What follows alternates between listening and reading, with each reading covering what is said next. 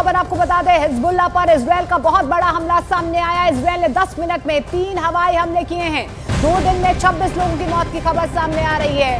खबरों के मुताबिक इजरायल की हिजबुल्लाह पर बमबारी लगातार जारी है। इजरायल ने दक्षिणी लेबनान में एक के बाद एक 3 बड़े हमले किए हैं। तो बहुत बड़ी खबर आपको बता दें, लेबनान में इजरायल की तरफ से लगातार ताबड़तोड़ हमले जारी हैं। इजरायल ने 10 मिनट में 3 हवाई हमले किए हैं। जानकारी मिल पा रही है कि लेबनान में 2 दिन में 26 लोगों की मौत हो चुकी है। हिजबुल्लाह के कई कमांडर्स की मौत का दावा इजरायल की तरफ से किया जा रहा है।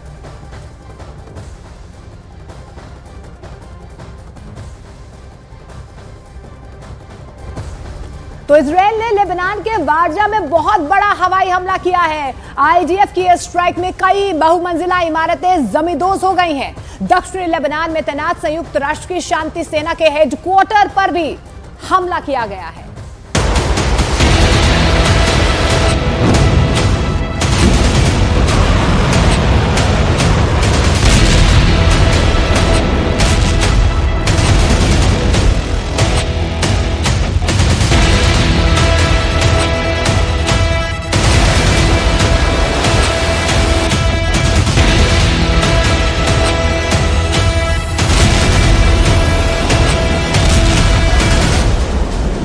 एक अक्टूबर को ईरान ने जहां टारगेट सेट किए थे वहीं पर 200 मिसाइलें गिरी, फटी और इजराइल धुआं धुआं हो गया। लेकिन अब खामेनेई के ऑर्डर पर मिसाइलें जिस लोकेशन पर हमला करेंगी इसकी कोई गारंटी नहीं है, क्योंकि बटन दबने के बाद इन्हीं मिसाइलों को इजराइल कंट्रोल में लेकर टारगेट सेट कर सकता है। ये तो बिल्कुल ताज्जुब की बात है। लेकिन याद करिए कि कैसे बेरूत में हिजबुल्लाह लड़ाकों के पेजर फटने लगे थे, कैसे उनके वॉकी टॉकी बम बन गए थे। इजराइल ईरान को भी उसी तरह दहला सकता है। इसकी रिहर्सल हो गई है। इजराइल, हमास और हिजबुल्लाह के बाद तीसरे नंबर पर तेहरान का दहलाना तय है। इजराइल से दुश्मनी कितनी भारी पड़ती है ये गाजा की इन तस्वीरों से समझिए। यहाँ पे एयर स्ट्राइक हुई है, ये आप देख सकते हैं। अभी लोग जो जख्मी हुए हैं उनको निकाला जा रहा है। एक रेस्क्यू ऑपरेशन चलाया जा रहा है।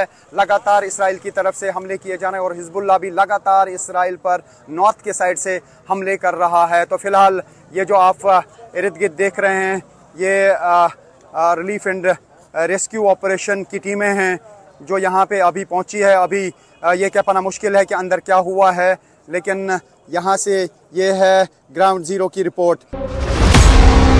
शुक्रवार रात से उठा जबालिया में बारूदी जलजला अब जाकर शांत हुआ, लेकिन इसकी चपेट में आकर 22 लोग बेमौत मारे गए। 90 की जिंदगी दांव पर लगी है।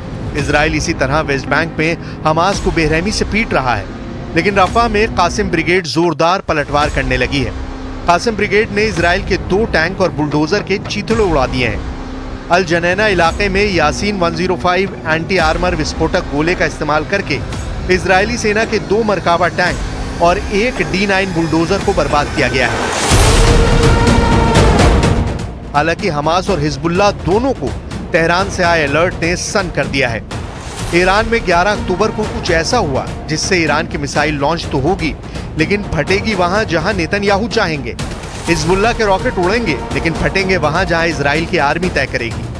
हमास और हूती के हथियारों का यही हाल होने वाला है। इजराइल के दुश्मन अब अपने ही हथियारों से जलेंगे।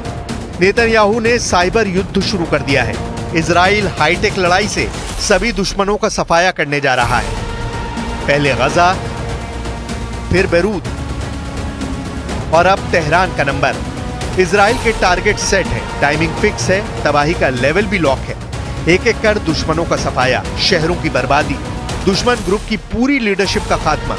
नेतन्याहू ने हमास और हिजबुल्लाह को जिस तरह कुचला है, उससे भी खौफनाक अंजाम ईरान को भुगतना पड़ सकता है। इसका ट्रेलर 11 अक्टूबर को इजराइल ने दिखा दिया है। शनिवार को ईरान की वॉर लाइफलाइन हैक कर दी गई थी। इजराइल ने ऐसा कुछ किया जिससे तेहरान में कोहराम मच गया। आधी रात को इजराइल वॉर रूम ने यह मैसेज सोशल मीडिया पर पोस्ट कर तेहरान को थ्रेट से अलर्ट भी कर दिया है। ईरान में साइबर अटैक हुआ। इस अटैक के मायने क्या है? क्या ईरान में सब कुछ इजराइल कंट्रोल कर सकता है? डिटेल डरावनी है, इजराइल के दुश्मनों के लिए भयानक। जानेंगे नेतन्याहू का most powerful war plan, 200 missile हमलों के बाद का पूरा ब्लूप्रिंट। मगर वॉर जोन का ये विध्वंसक दृश्य देखने चलिए। हाइफा, गैलीली और लेबनान बॉर्डर पर इजराइल की जमीन जल रही है। देख सकते हैं तस्वीरों में कि ये जो घर है वो पूरी तरह से उजड़ गया है और कुछ ऐसे मिसाइल और रॉकेट प्रोजेक्टाइल होते हैं जो बासिंदे जो यहाँ के हैं इजरायली उनके घरों तक पहुंच जाते हैं। अब आप देखिए तस्वीर कि जो यहाँ पर मिसाइल गिरी उसकी वजह से ये जो सोलर सिस्टम है पानी गर्म करने के लिए बेसिकली ये सोलर सिस्टम है वो पूरी उसके कांच जो है टूट गए हैं, बिखर गए हैं। देखिए कांच के टुकड़े आपको दिखाई दे रहे हैं। ये सोलर सिस्टम पूरी तरह से नष्ट हो गया है।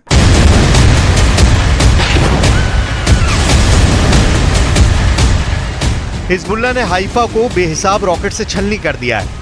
रॉकेट स्ट्राइक देर रात में शुरू हुई और भोर तक इजराइल को झुलसाती रही। जब हाइफा में रॉकेट फट रहे थे तब बेरूत में भी बारूदी धमाके से धरती थर्रा रही थी। बेरूत के आसमान में काला धुआं 12 अक्टूबर की सुबह तक उठता रहा।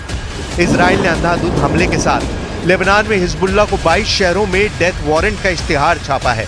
ये जो आप इर्द गिर्द देख रहे हैं ये हर तरफ से तबाही है। मैं दूसरे साइड से आपको दिखाने की कोशिश करूंगा। ये आप देख सकते हैं यहाँ की गाड़ियाँ किस तरीके से बर्बाद हुई हैं क्योंकि यहाँ पे लगातार इसराइल की तरफ से स्ट्राइक्स की जा रही हैं और यहाँ पर इसराइल को लगा था कि हिजबुल्लाह के कमांडर इस एरिया में हैं और जहाँ पे भी उनको कोई इन्फॉर्मेशन मिलती है वो उन्हीं इलाकों को बर्बाद कर देते हैं। और ये आप देख सकते हैं कि ये बिल्कुल बड़े पैमाने पे यहाँ तबाही हुई है। जहाँ पे भी आप नज़र दौड़ाएंगे वहाँ पे तबाही दिख रही है।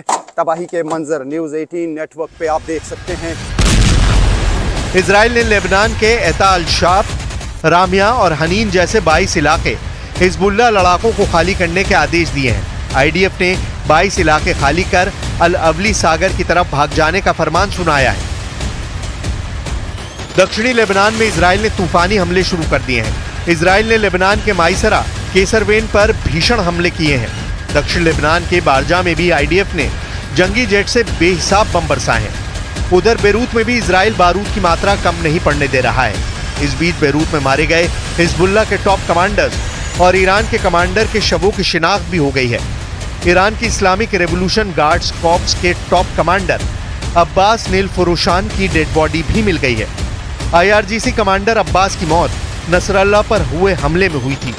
कितनी तबाही हुई है यहाँ पे मैं यहाँ से दिखाने की कोशिश करूंगा आपको कि यहाँ पे रॉकेट गिरे हैं और रॉकेट की वजह से आप देख सकते हैं बिल्डिंग्स में यहाँ पर क्या तबाही हुई है। सब कुछ बिखरा पड़ा है और कई लोगों की मौत हुई है इस हमले में और लगातार इसराइल की तरफ से रॉकेट्स दागे जा रहे हैं और हिजबुल्लाह की तरफ से भी अटैक किए जा रहे हैं।